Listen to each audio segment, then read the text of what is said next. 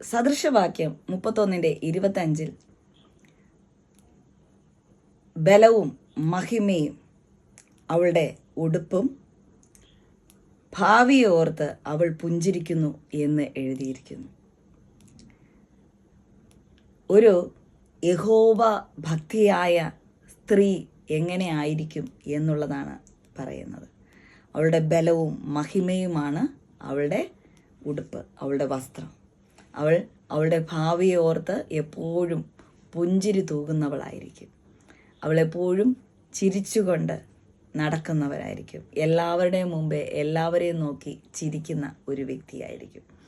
അവൾ ഒരിക്കലും ആശ്രയിക്കുന്നത് അവളുടെ ഭർത്താവിലോ അവളുടെ മക്കളിലോ അവളുടെ ബന്ധുമിത്രാദികളിലോ അവളുടെ സഹോദരങ്ങളിലോ അവളുടെ മാതാപിതാക്കളിലോ അവളുടെ ചാർച്ചക്കാളിലോ ആയിരിക്കത്തില്ല. അതുപോലെ തന്നെ അവളുടെ സൗന്ദര്യത്തെയും അല്ല അവൾ ആശ്രയിക്കുന്നത്. അവൾ ഒരിക്കലും ഇതൊന്നും ആശ്രയിക്കത്തില്ല. അവൾ ആശ്രയിക്കുന്നത് ദൈവത്തിൽ മാത്രമായിരിക്കും. അവൾ എപ്പോഴും ദൈവത്തിൽ പ്രത്യാശ വെച്ച് ജീവിച്ചുകൊണ്ട് എപ്പോഴും പുഞ്ചിരിയോടെ ഭാവിയെ ഓർത്ത്, ഭാവിയിൽ നടക്കാൻ പോകുന്ന നന്മകളെ ഓർത്ത്, അനുഗ്രഹങ്ങളെ ഓർത്ത് എപ്പോഴും ചിരിക്കുന്ന ഒരു പുഞ്ചിരിക്കുന്ന വ്യക്തിയായിരിക്കും. അവൾ എപ്പോഴും ചിരിക്കുന്നവളായിരിക്കും. അവൾ എപ്പോഴും ഭാവിയെ ഓർത്ത് ചിരിക്കുന്നവളായിരിക്കും. ഒരിക്കലും അവൾ മറ്റുള്ളവരിൽ ആശ്രയം വയ്ക്കത്തില്ല. അവർ എപ്പോഴും ദൈവത്തിൽ മാത്രം ആശ്രയം വച്ച് ജീവിച്ചു കൊണ്ടേയിരിക്കും. അവൾ മറ്റുള്ളവർ അവളെ നോക്കി പറയുന്നു, അവളെ എന്ത് ചെയ്യുന്നു എന്നൊന്നും അവൾ ചിന്തിക്കത്തില്ല. അവൾ ഒരിക്കലും ആരവളെ എന്ത് പറയുന്നു എന്ന് ഒരിക്കലും ചിന്തിക്കത്തില്ല. മറ്റുള്ളവരുടെ അനുവാദം നോക്കിക്കൊണ്ടിരിക്കത്തില്ല. അവൾ ദൈവത്തിൻ്റെ അനുവാദം മാത്രം വാങ്ങിക്കും. ദൈവത്തിന് മാത്രം പ്രത്യാശ വയ്ക്കും. ദൈവത്തിൻ്റെ മുഖത്തോട്ട് നോക്കും. എന്ത് അവളുടെ ജീവിതത്തിൽ വിഷയം വന്നാലും അവൾ ദൈവസന്നിധിയിൽ ദൈവത്തിൻ്റെ മുഖത്തേക്ക് നോക്കും, കർത്താവിൻ്റെ മുഖത്തേക്ക് നോക്കും. കർത്താവിൽ പ്രത്യാശ വെച്ച് അവൾ ചിരിച്ചു കൊണ്ടിരിക്കും. കർത്താവിൽ പ്രത്യാശ വയ്ക്കുന്ന ഒരു വ്യക്തിയും നശിക്കത്തില്ല എന്ന് അവൾക്ക് പൂർണ്ണ ബോധ്യമുള്ളതുകൊണ്ട് അവൾ ഒരിക്കലും ഈ ലോകത്തുള്ള ആരിലും ആശ്രയം വയ്ക്കത്തില്ല. കർത്താവിൽ ആശ്രയം വെച്ച്, കർത്താവിൽ പ്രത്യാശ വെച്ച്, കർത്താവിലെ മാത്രം ലക്ഷ്യം വെച്ച് കർത്താവിനെ കീഴ്പ്പെട്ട് ജീവിക്കുവാനിടയായിത്തീരും.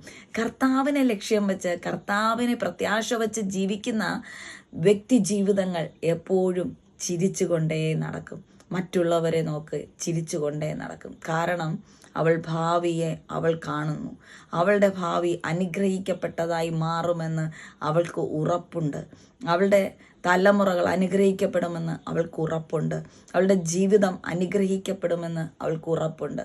അതുകൊണ്ട് അവൾ എപ്പോഴും എല്ലാവരെയും നോക്കി ചിരിച്ചുകൊണ്ടേ നടക്കും. അവളുടെ ചിരിയാണ് അവളുടെ അനുഗ്രഹമായി മാറുന്നത്. അവളുടെ ചിരി, അവൾക്ക് ദുഃഖമൊരിക്കലും അവൾ കാണിക്കത്തില്ല. അവൾക്ക് ദുഃഖം കടന്നു വന്നാലും കർത്താവിൽ പ്രത്യാശ വെച്ച് അവൾ ആ ദുഃഖത്തെ എല്ലാം മാച്ചുകൊണ്ട് അവൾ മുന്നോട്ട് പോകും.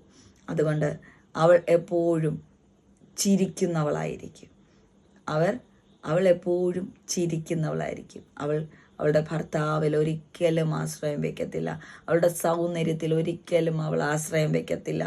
അവളുടെ പ്രകൃതത്തിൽ അവൾ ഒരിക്കലും ആശ്രയം വയ്ക്കത്തില്ല.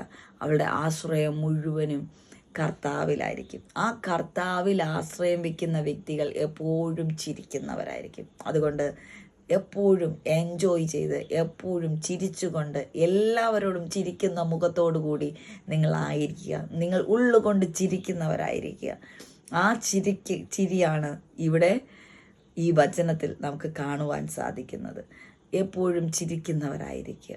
ദൈവത്തിൽ പ്രത്യാശ വയ്ക്കുക. ദൈവത്തിൽ മാത്രം പ്രത്യാശ വയ്ക്കുക.